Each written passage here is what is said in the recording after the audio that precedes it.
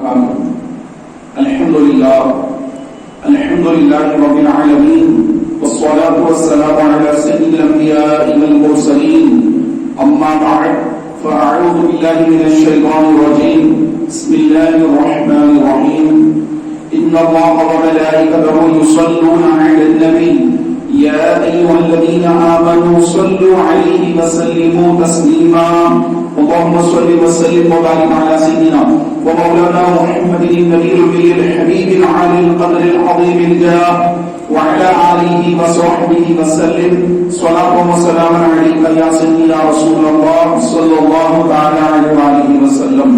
حضور نبی کریم صلی اللہ علیہ وآلہ وسلم کا فرمان ہے کہ جب کوئی مسلمان مجھ پر درود شریف پڑھتا ہے تو اللہ تبارک و تعالیٰ کے معصوم فرشتے اس کے لیے رحمت کی دعا کرتے رہتے ہیں. تو تم میں سے جس کو جب تک چاہے وہ مجھ پر درود پڑھے. سبحان اللہ. یعنی جب کوئی مسلمان نبی کریم صلی اللہ علیہ وسلم کی ذات اقدس پر درود شریف پڑھتا ہے صلی اللہ علیہ وسلم، یہ بھی درود شریف ہے. کون سا بھی درود شریف پڑھتا ہے؟ جو بھی درود شریف پڑھے جب تک وہ درود پڑھتا رہے گا سبحان اللہ، اللہ تعالیٰ کے فرشتے اس کے لیے رحمت کی دعا کرتے رہیں گے. تو میرے پیارے بھائیوں، فضول وحی سے اپنے آپ کو بچا کر، چغلیوں سے، غیبتوں سے، جھوٹ وغیرہ سے اپنی زبان کو روک کر ہم آقا علیہ السلام کی ذات پر درود شریف پڑھنے کا معمول بنا لیں گے تو انشاءاللہ اللہ کے معصوم فرشتے ہمارے لیے رحمت کی دعا کرتے رہیں گے. اللہ تبارک و تعالیٰ مجھے آپ کو کثرت کے ساتھ درود پاک پڑھنے کی توفیق عطا فرمائے. ایک مرتبہ مل کر بآواز بلند درود شریف پڑھ لیجیے. اللہم صلی علی سیدنا و مولانا محمد وعلی آل سیدنا و مولانا محمد وبارک وسلم. صلاۃ و سلام علیک یا سیدی یا رسول اللہ صلی اللہ تعالی علیہ وآلہ وسلم. محترم پیارے بھائیوں، اللہ تبارک و تعالیٰ عز و جل کا ہم پر بے انتہا فضل و کرم ہے. اللہ کا بے انتہا ہم پر احسان ہے کہ اللہ تبارک و تعالیٰ عز و جل نے ہمیں انسان بنایا اور پھر مسلمان بنایا، اپنے محبوب صلی اللہ علیہ وسلم کی امت میں پیدا فرمایا اور پھر الحمدللہ ہمیں اس امت میں اس جماعت میں رکھا جس کو اہل السنہ والجماعت یعنی اہل سنت والجماعت کہتے ہیں. الحمدللہ اللہ تبارک و تعالیٰ عز و جل نے ہمارے ہاتھوں میں اولیاء کرام کا دامن دیا، غوث اعظم کا دامن دیا، سرکار غریب نواز کا دامن دیا، سرکار اعلیٰ حضرت امام احمد اللہ خان فاضل بریلوی رحمۃ اللہ تعالی کا دامن دیا. الحمدللہ ہم ان بزرگوں سے وابستہ ہیں اور انشاءاللہ تبارک و تعالیٰ ہمارا ایمان سلامت رہے گا. میرے پیارے بھائیوں، یہ بڑا پرفتن دور ہے اور آقا علیہ السلام نے ارشاد فرمایا کہ آنے والے دنوں میں قرب قیامت سے پہلے کوئی مسلمان اگر صبح میں مسلمان تھا تو شام تک وہ ایسے الفاظ زبان سے نکالے گا جس کے سبب وہ کافر ہو جائے گا، اس کو خبر بھی نہیں ہوگی کہ وہ کافر ہو چکا ہے. میرے پیارے بھائیوں، ایک ایسا جملہ اللہ تبارک و تعالیٰ کی بارگاہ میں وہ بول دیتا ہے جس سے اللہ تعالیٰ سے ناراض ہو چکا ہوتا ہے. آقا علیہ السلام نے فرمایا کہ بندہ لاعن نہیں ہے، بندہ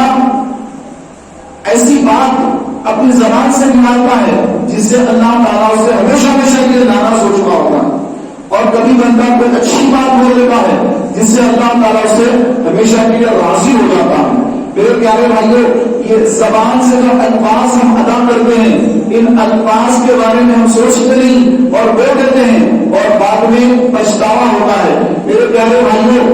جیسے ہم نے کلمہ شریف پڑھ کر مسلمان ہوئے، لا الہ الا اللہ محمد رسول اللہ صلی اللہ علیہ وسلم، کلمہ پڑھ کر مسلمان ہوئے، لیکن اگر نعوذ باللہ کوئی کلمہ کفر زبان سے نکلے گا تو پھر ایمان جاتا رہے گا. اسلام سے نکل جائیں گے اور دین سے نکل جائیں گے تو ایمان بھی ختم، اعمال صالحہ بھی ختم اور پھر اس کا نکاح بھی ختم اور اس کی بیعت جو تھی وہ بیعت بھی ختم. میرے پیارے بھائیوں، ہم سب کو اپنے ایمان کی حفاظت کرنا ہے اور ایمان کی حفاظت کرنے کے لیے پیارے محترم بھائیوں، اللہ تبارک و تعالیٰ کی بارگاہ میں دعا کرنا چاہیے کیونکہ ایمان کی حفاظت اللہ ہی کرنے والا ہے. ہم کوشش کرتے ہیں لیکن حقیقت میں اللہ تبارک و تعالیٰ عز و جل جس کے ایمان کو سلامت رکھنا ہے اس کے ایمان کو مولا تعالیٰ سلامت رکھتا ہے، اور جس کا خاتمہ کفر پر ہونے والا ہے تو پھر وہ تو کافر ہی مرے گا. میرے پیارے اور محترم بھائیوں، اللہ کے رسول صلی اللہ علیہ وسلم نے ایک مرتبہ ایک دفتر لے کر صحابہ کے پاس تشریف لے آئے اور صحابہ سے فرمایا کہ اے میرے صحابہ، یہ دفتر ہے، یہ رجسٹر ہے، یہ رجسٹر میں اس دفتر میں تمام جنتیوں کے نام لکھے ہیں اور ان جنتیوں میں سے کسی ایک کا نام بھی نکالا نہیں جائے گا، نہ ایک نیا نام اس میں داخل کیا جائے گا، نہ ایک نام نکالا جائے گا، نہ ایک نام اس میں بڑھایا جائے گا. جتنے جنتیوں کے نام لکھے ہیں اتنے ہی ہوں گے، نہ ایک کم نہ ایک زیادہ. پھر پیارے بھائیوں، آقا علیہ السلام نے اور ایک دفتر لایا اور ایک رجسٹر لایا، فرمایا اس میں جہنمیوں کے نام لکھے ہیں، اس میں جہنمیوں کے نام لکھے ہیں. اب ایک بھی اس کے اندر زیادہ نہیں ہوگا اور ایک بھی کم نہیں ہوگا، جتنے اللہ نے لکھ دیے ہیں اتنے ہی ہیں. تو پھر پیارے بھائیوں، صحابہ کرام علیہ رضوان نے عرض کیا، یا رسول اللہ صلی اللہ علیہ وسلم، اگر جنتیوں کے نام لکھے ہیں اور ایک بھی کم یا زیادہ نہیں ہوگا اور جہنمیوں کے بھی نام لکھے ہیں ایک بھی کم یا زیادہ نہیں ہوگا، تو پھر ہم اچھے اعمال کریں یا نہ کریں، اگر ہمارا نام جنتیوں میں ہے تو ہم ضرور جنت میں جائیں گے اگر جب کہ گناہ ہو، اور ہمارا نام اگر جہنمیوں کی فہرست میں لکھا ہے تو ہم کتنے اچھے کام کر لیں، اگر ہمارا نام جہنمیوں کی لسٹ میں اگر ہے تو پھر ہم جہنم ہی میں جائیں گے. تو پھر ہم کیا کریں یا رسول اللہ؟ تو میرے آقا نے اس طرح کو استاد ارشاد کروایا کہ اے صحابہ، تم عمل کرتے رہو کہ تم اچھے عمل کرتے رہو، تم عمل کرتے رہو کہ تمہارا نام جس فہرست میں ہوگا اللہ تبارک و تعالیٰ تمہیں ایسے ہی کاموں کی توفیق عطا فرمائے گا. ایسے کام تم کرتے رہو گے، لہٰذا تم اچھے کاموں میں لگ جاؤ. تو میرے پیارے بھائیوں، اللہ تبارک و تعالیٰ عز و جل بندے کو ایسے عمل کرنے کی توفیق دے دیتا ہے جو جنتیوں والے اعمال ہوتے ہیں، کیونکہ اس کا ٹھکانہ جنت ہے، اور جس کا ٹھکانہ جہنم ہوتا ہے تو پھر اس کے کام بھی جہنمیوں والے ہوتے ہیں. نہ وہ مسجد کی طرف آتا ہے، نہ وہ دین کی طرف آتا ہے، نہ وہ نماز کی طرف آتا ہے، نہ دین سیکھتا ہے، نہ دین پر عمل کرنے کا اس کے اندر کوئی جذبہ پیدا ہوتا ہے، اور اس کے اندر دنیاوی جو اس کو چیزیں نظر آتی ہیں وہی سب کچھ نظر آتا ہے، یہی اس کو بڑھ کر نظر آتا ہے، اور وہ اللہ کی ناراضگی، رسول پاک کی ناراضگی، وہ تمام چیزوں کو بھول جاتا ہے اور اپنی زندگی کا مقصد صرف اور صرف حصول دنیا، دنیاوی دولت، دنیاوی شہرت اور دنیاوی آرام اور دنیا ہی سب کو سمجھ کر اپنی زندگی گزارتا ہے، اور اس دنیا کے لیے وہ ہر کام کرنے کو تیار ہوتا ہے، یہاں تک کہ لوگوں کا قتل کرنے کو تیار ہو جاتا ہے، ایک دوسرے کا حق مانگنے کو تیار ہو جاتا ہے، وہ ہر کام کے لیے تیار ہوتا ہے کیونکہ اس کے پیش نظر حصول دنیا ہے اور دنیا کی محبت اس کے پیش نظر ہے. تو میرے پیارے بھائیوں، شیطان یہ انسان کا سب سے بڑا دشمن ہے، اور وہ دشمن یہ چاہتا کہ انسان کا خاتمہ کفر پر ہو، مسلمان کا خاتمہ کفر پر ہو، مسلمان کافر مرے تاکہ ہمیشہ ہمیشہ جہنم میں جلتا رہے. کیونکہ آدم علیہ السلام کی وجہ سے مجھے جنت سے نکالا گیا، تو میں چاہتا ہوں کہ آدم علیہ السلام کی اولاد زیادہ سے زیادہ جہنم میں جائے. تو اس کی کوشش یہ ہوتی ہے کہ وہ انسان کو ایسے گناہوں میں مبتلا کرتا رہتا ہے کہ جس سے آدمی جہنم کی طرف جاتا ہو، جہنم کا راستہ قریب کر لیتا ہے، جہنم کے راستے پہ چل پڑتا ہے، اور شیطان اس کو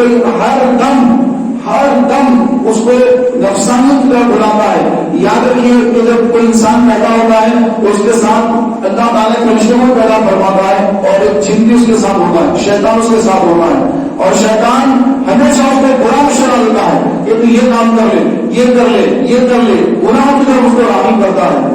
اور فرشتہ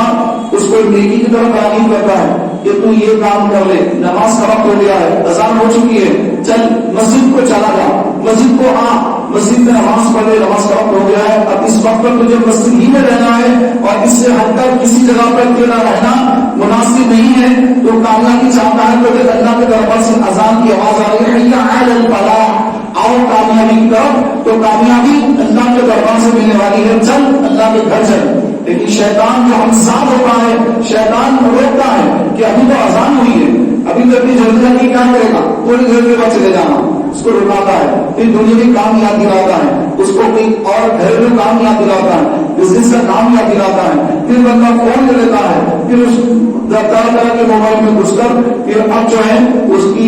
اذان کے بعد کا جو نماز کا وقت ہے وہ اذان کے بعد پھر وہ نماز کو نہیں آتا، بولتا کہ چلو میں بعد میں تنہا پڑھ لوں گا، جوان چلے گی کوئی بات نہیں، اکیلا پڑھ لوں گا۔ تو میرے پیارے محترم بھائیوں، اس کے اندر سے جوان اس کی نماز پڑھنے کا جو جذبہ تھا وہ ختم ہو جاتا ہے، اور جوان کے ساتھ نماز پڑھنے کا جو ثواب تھا اس سے بھی محروم ہو گیا۔ اب تنہا پڑھا نماز قبول ہوئی نہیں، کوئی گارنٹی نہیں ہے۔ تو میرے پیارے محترم بھائیوں، شیطان انسان کے ساتھ بھرپور کوشش کرتا ہے کہ کسی طرح سے یہ گناہوں میں مبتلا رہے اور نیکیوں سے دور رہے۔ حضرت سیدنا امیر معاویہ رضی اللہ تعالی عنہ ایک مرتبہ نماز فجر میں آپ بیدار نہ ہو سکے تو پھر اس کے بعد دوسرے دن آپ کو کسی نے آ کر اٹھایا، آپ اٹھے تو دیکھا کہ کس نے مجھے اٹھایا، تو شیطان لعین سامنے آ گیا اور آ کر کہا کہ جناب میں نے آپ کو اٹھایا ہے۔ تو آپ نے فرمایا کہ تو کون ہے، تیرا کیا نام ہے؟ تو اس نے کہا کہ مجھے ابلیس کہتے ہیں، میں ابلیس ہوں۔ تو آپ نے فرمایا ابلیس تیرا تو کام یہ کہ تو لوگوں کو نماز کے وقت سلاتا ہے، تو نے مجھے کیوں جلایا، مجھے نماز کے لیے کیوں اٹھایا؟ تو میرے پیارے بھائیوں، ابلیس نے جواب دیا کہ کل آپ کو میں نے سلا دیا تھا، آپ کی جماعت چلی گئی، آپ تنہا نماز پڑھ لی، خزانے کی نماز، جماعت چلی گئی، تنہا نماز پڑھ لی۔ تو میرے پیارے بھائیوں، شیطان نے کہا کہ آپ کو میں نے سلا دیا تھا، آپ کے پیر دبائے، آپ کو نیند لگ گئی، یہاں تک آپ کی جماعت چلی گئی، آپ نے تنہا نماز پڑھی، تو آپ اللہ کی بارگاہ میں اس قدر روئے جماعت چھوڑنے کے غم میں اتنا روئے، تو اللہ نے آپ کو 200 جماعتوں کا ثواب دے دیا۔ تو میں نہیں چاہتا کہ آپ کو آپ پھر جماعت کے وقت سنا دوں اور آپ کی جماعت چلی جائے، پھر آپ ان کے تنہا پڑھ لیں اور پھر روئیں، تو پھر اللہ آپ کو 200 جماعتوں کا ثواب دے دے۔ تو ایک منٹ جماعت کے ساتھ نماز پڑھیں گے تو 27 درجے ثواب ہے، تو 200 درجے ثواب ملے گا آپ کو اگر میں سنا دوں گا، آپ روئیں گے۔ تو اس لیے میں نے چاہا کہ آپ کو اٹھا دو، آپ جماعت سے نماز پڑھ لو تو آپ کو صرف 27 درجے ثواب ملے گا، 200 جماعتوں کا جو ثواب ہے اس سے تو آپ بچ جائیں گے، اس سے تو جو ہے آپ محروم ہو جائیں گے۔ اس لیے میں نے آپ کو نماز فجر پر اٹھا دیا۔ تو میرے پیارے محترم بھائیوں، شیطان ابلیس خبیث جو ہے وہ نماز کو بھی اٹھا دیتا ہے، بعض وقت پر نمازوں کو بلاتا بھی ہے، بعض وقت تاکہ اس کا پیچھے وفاد ہوتا ہے۔ آج کل بہت سارے گمراہ طریقے بھی نظر آتے ہیں آپ کو، جو لوگ مسلمانوں کو نماز کے نام پر بلا کر انہیں گستاخ رسول بنا دیتے ہیں، انہیں گستاخ اولیاء، گستاخ اہل بیت اور گستاخ صحابہ بنا دیتے ہیں۔ تو میرے پیارے محترم بھائیوں، نماز کے نام پر شیطان نے بھی حضرت امیر معاویہ اور حضرت عمر کو اٹھایا تھا، اور آج بھی بہت سارے گمراہ فرقے جو نماز کا نام لے کر، مسواک کا نام لے کر، دین کی تبلیغ کا نام لے کر مسلمانوں کو گمراہ کرتے نظر آتے ہیں۔ تو ان سے چوکنا رہیں، ان سے دور رہیں، اپنے آپ کو ان سے بچائیں، اپنے دوست احباب کو، اپنے گھر والوں کو، اپنے بچوں کو، چھوٹے بھائیوں وغیرہ کو ہر ایک کو گمراہ فرقوں سے بچائیں۔ بندہ نمازی تو بنے گا لیکن اس کا ایمان چلا جائے گا، اس کا ایمان نہیں رہے گا، کیونکہ آقا علیہ السلام نے فرمایا کہ یہود اور نصارا 71-72 فرقے بنے اور میری امت 73 فرقے بنے گی، اس میں سے ایک جماعت جنت میں جائے گی اور باقی 72 جہنم میں جائیں گے، 72 جہنم میں جائیں گے، اور ایک جماعت ہوگی جو جنت میں جائے گی۔ تو صحابہ نے جب پوچھا کہ یا رسول اللہ کون سی جماعت کو، فرمایا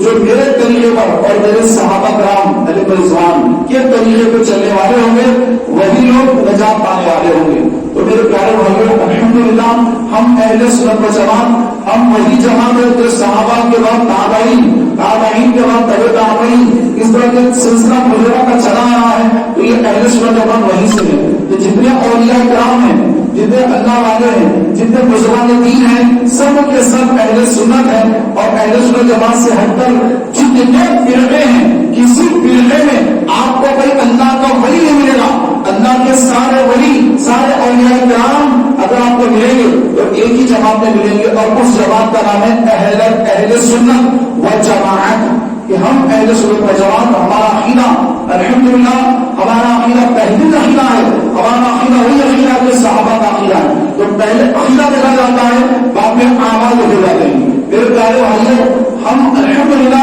اہل سنت جماعت ہیں، بزرگوں کا ادب کرتے ہیں، صحابہ کی تعظیم کرتے ہیں، اہل بیت سے محبت کرتے ہیں، اور غوث اعظم سے محبت کرتے ہیں، تمام اولیاء کرام سے محبت کرتے ہیں۔ اب ہم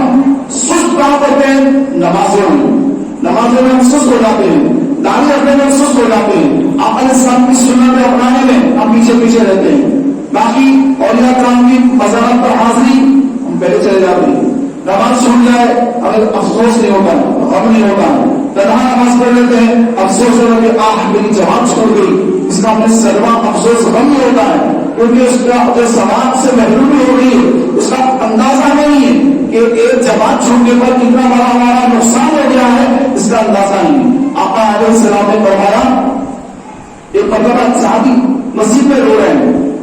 سرکار تشریف لے آئے، فرمایا کہ کیوں روتے ہو؟ اصلی یا رسول اللہ صلی اللہ علیہ وسلم، میرے 10 اونٹ چوری ہو گئے ہیں، جن پر میں مال لاد کر تجارت کرتا تھا، تجارتی اونٹ، ایک ہوتے اونٹ جس پر آدمی سفر کرتا ہے، ایک ہوتے تجارتی اونٹ جس پر مال لادا جاتا ہے، جیسے یہ ٹرین ایک ہوتی ہے، ایک مال گاڑی ہوتی ہے، اسی طرح ایک بس ہوتی ہے، ایک ٹرک ہوتا ہے، بس میں لوگ بیٹھ کے سفر کرتے ہیں، ٹرک کے اندر مال جو لادا جاتا ہے، ٹرانسپورٹنگ ہوتی ہے۔ تو ایسے اونٹ جو جاندار ہوتے ہیں، طاقتور ہوتے ہیں، ایسے اونٹوں پر مال لادا جاتا تھا، تو ان کے 10 اونٹ چوری ہو گئے، کسی نے چرا لیے، تو وہ 10 اونٹ چوری ہو گئے۔ اگر کوئی بکرا لائے تو قربانی کرنے کے لیے اس کا بکرا چوری ہو جائے تو اس سے بڑا ہو جائے گا، میرا بکرا چوری ہو گیا، 8 ہزار کا لایا تھا، 10 ہزار کا لایا تھا، آپ کو صدمہ ہوتا ہے۔ لیکن یہاں پر اس صحابی کے 10 اونٹ چوری ہو گئے جو ان کا ذریعہ معاش ہے، تو بڑا ان کو صدمہ ہوا، یعنی وہ سمجھ اس کے 10 لواریس چوری ہو گئے، 10 ٹرک چوری ہو گئے، وہ غم میں مسجد آ گئے، رو رہے ہیں۔ سرکار نے پوچھا کیوں روتے ہو؟ آج میرے 10 اونٹ چوری ہو گئے۔ تو علیہ السلام نے فرمایا کہ میں تو یہ سمجھتا ہوں کہ 10 اونٹوں کا چوری ہونا، 10 اونٹوں کا چوری ہونا آسان بات ہے، لیکن ایک جماعت کی تکبیر اولیٰ کا چھوٹنا اس سے بڑا نقصان ہے، اس سے بڑا نقصان ہے۔ تو اب اندازہ لگے میرے پیارے بھائیوں، تکبیر اولیٰ جو ہوتی ہے، جیسے امام صاحب نے رکعت تکبیر تحریمہ کہی، اللہ اکبر، یہ تکبیر تحریمہ، رکعت جماعت باندھ لیا امام صاحب نے، مسلم کی جگہ اللہ اکبر رکعت باندھ لی۔ اب امام صاحب کے ساتھ جو شامل ہو گئے ان کو جماعت پوری مل رہی ہے، یہاں تک امام صاحب رکوع میں چلے گئے، اللہ اکبر۔ اب اگر کوئی مقتدی آئے وضو کر کے آ کے جماعت کو شامل ہو جائے، امام صاحب رکوع میں ہیں،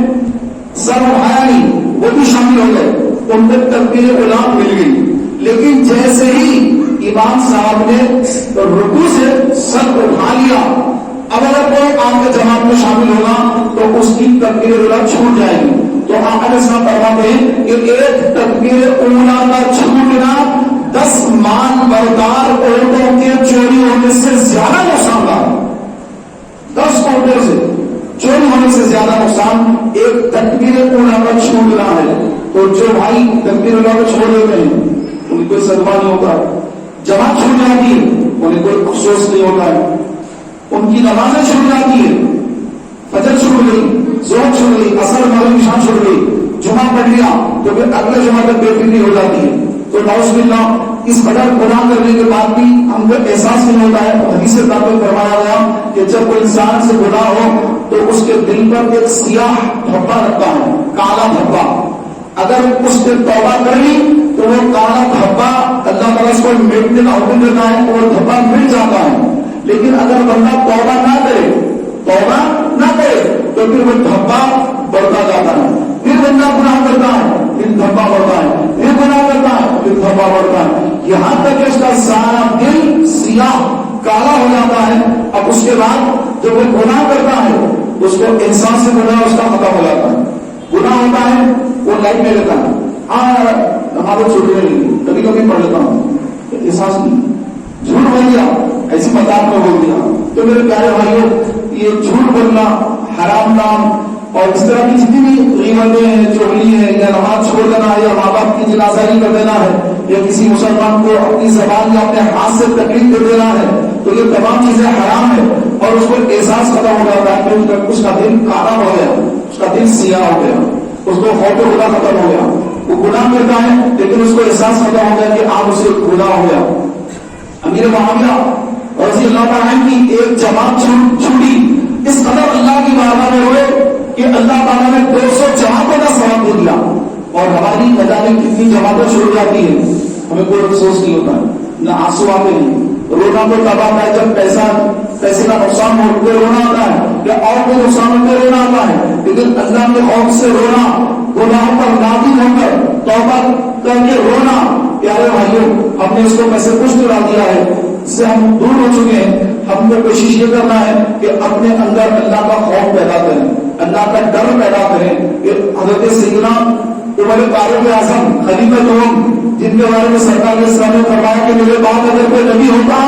عمر ہوتا، لیکن اللہ نے مجھ پر نبوت کو ختم کروا دیا ہے. تو آپ اللہ کے ڈر سے، خوف خدا سے اس قدر رویا کرتے کہ آپ کے گالوں پر